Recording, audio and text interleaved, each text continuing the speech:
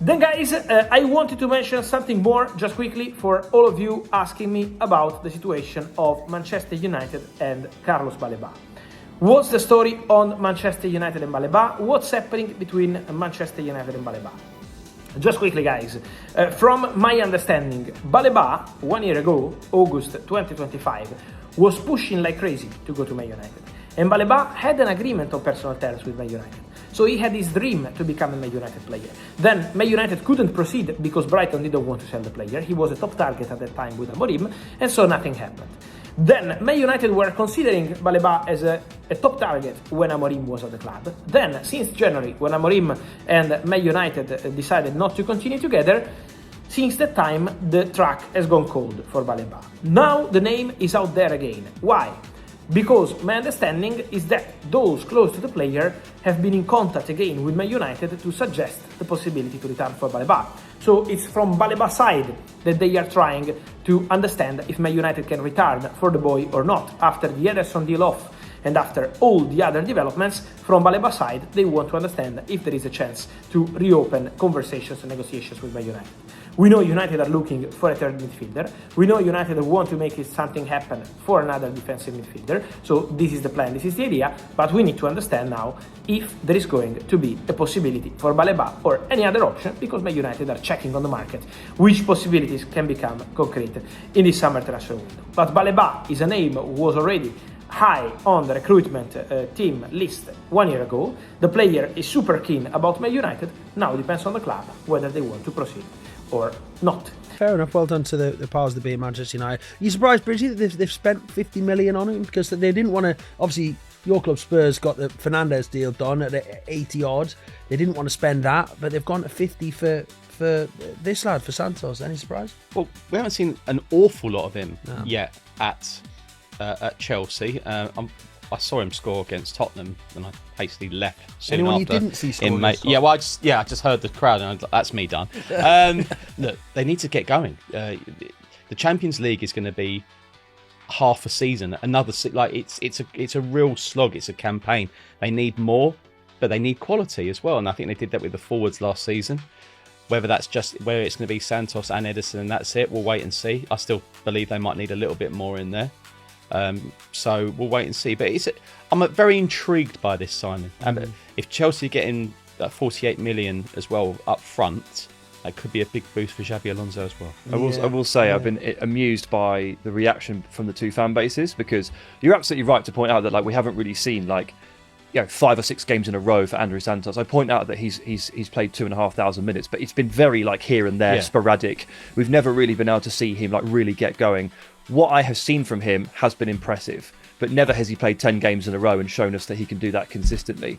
So you've got Man United fans here who are going, okay, we're spending 48 million on Andrew Santos. I think he's a good player, but I'm not sure how to feel about it. And then you've got quite a lot of the Chelsea fans that I've seen going, wait, what? This is either too little money, or we shouldn't be letting him go. So you've got both fan bases here reacting in a certain way, and I found it quite amusing. Somewhere in the middle of that suggests that United are probably getting quite a good deal. It's just that it hasn't necessarily, he's not a player that has leapt to the fore just yet. But if you don't want to pay those huge prices, you have to find alternative routes, and you have to be a bit cleverer. And this, I think, is an attempt at that. Is Santos the Casemiro replacement? Or is that Ederson? Or you've seen him play? Are they similar, Ederson and Santos? They are a bit different, I guess, but they're probably both partners for Kobbie Mainoo. So I think we're looking at Kobbie Mainoo here plus one of those two. Okay. They're both physically impressive. They're both very good tacklers. They're both good ball winners.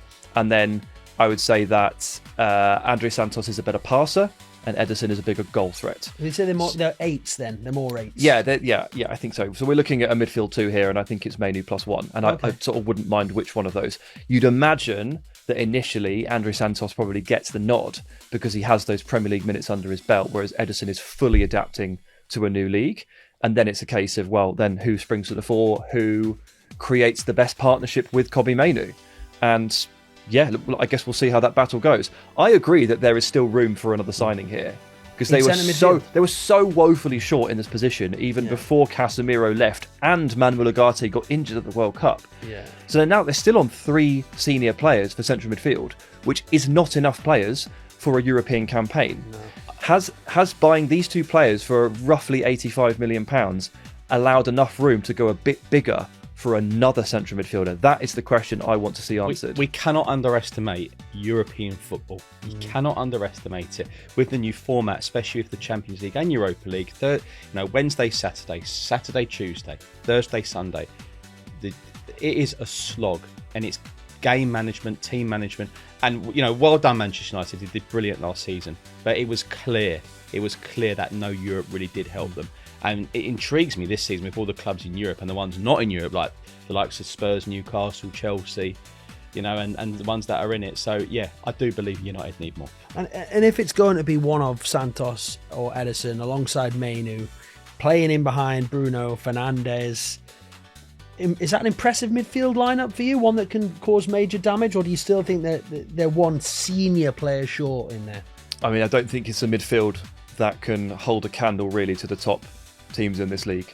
I don't think it competes with what Manchester City can field, and I don't think it competes with what Arsenal can field. But we are all very aware that United have been quite far away from that mark for quite a long time, and regardless of the progress they made this calendar year since Michael Carrick has come in, Bridgie's right to point out that was done on a 1 game a week basis, and things get even tougher now. So yeah, there's more work to be done, but when you're facing a scenario where you literally need like 3 central midfielders in one window, it is difficult to come around to the idea of spending 85 million on one, because you might not have enough budget left for the rest of them.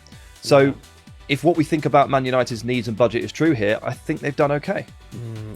We're going to talk about Bruno Guimaraes at Newcastle in a moment. I just wonder whether all these Brazilians, whether Manchester United might show an interest in him. But if they need a more senior player, one that has been mentioned is Aurelien Tchouameni, but it sounds like he's staying at Real Madrid. They've come out and said he's not going anywhere. So I think he's signing a new deal at Real Madrid. He could be signing a new deal. Well, this is the other thing, isn't it, as well? If there's one from Real Madrid that might be gettable, it's surely Eduardo Camavinga, yes, who is really on the outside looking in. And I don't know how much he's going to cost per week, because the wages probably will be pretty hefty. But if he's a 50 million deal to be done, that's a potential prize for a club like United or somebody else. Right, but that's Manchester United for now. We'll keep an eye on what they do with regards to their central midfield conundrum. But talking about central midfielders, we have to move on to my club, Newcastle United. And it's been a challenging summer in many ways. Anthony Gordon's gone.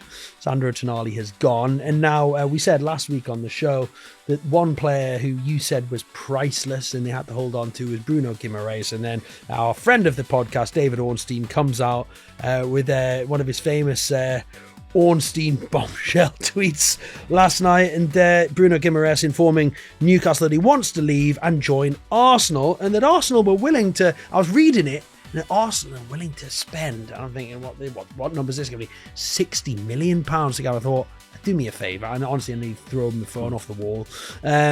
60 million quid, first of all, let's just address that. That's got to be some kind of joke, right? Well, I don't. But let's clear it. It's not going to be acceptable to Newcastle United. Look, you will know a lot more than myself in terms of Newcastle. But from the outside looking in, I've always looked at Bruno as the best signing since the takeover. Yeah, definitely. He gets Newcastle. He gets the fans. I think with the Isak departure, it was, look, ultimately need to get as much money as we can. They did. With Tonali, you know deep down there was never real love there. Okay, he has a good few years. His second season, and I think last season, from what I hear, he could have done a bit better. And I think maybe that's best for all parties that he moved on. But Bruno just feels different. He just feels like he gets it with Newcastle United. So I think this one will hurt. It will hurt. And I find it extraordinarily difficult, very, very difficult for Newcastle to have a belter of a season if they lose the heartbeat of that midfield. And I know obviously Newcastle will spend, and we might get some updates over the next few days and weeks on that, but they are major players, and he's a major player and character. Yeah, they will spend. They're bringing in players right, left and centre, young players, fairly inexperienced, no Premier League experience in a lot of the targets they're going after, which is kind of different to what Eddie Howe's done in the past. I mean, I just said it there, Sam. You said Bruno priceless. Yeah. You like the higher lower game, £60 million. What do you make of that? And what do you think Arsenal would have to get to? Do they have to get close to the 100 million that Spurs paid for Tonali? This is difficult, isn't it? We talked about this a couple of weeks ago when it first reared its head, and the difficulty with this situation is that for all the players that have left for very big money so far, they're all sort of 27 years of age or younger, whereas Bruno will turn 29 end of the year. So anyone buying Bruno will be like, well, 29 end of the year, can't offer you that much, no resale value, that sort of thing. But to Newcastle, that's so irrelevant. It just doesn't matter because he's the heartbeat of the midfield and he's the heartbeat of the team. He's your best player.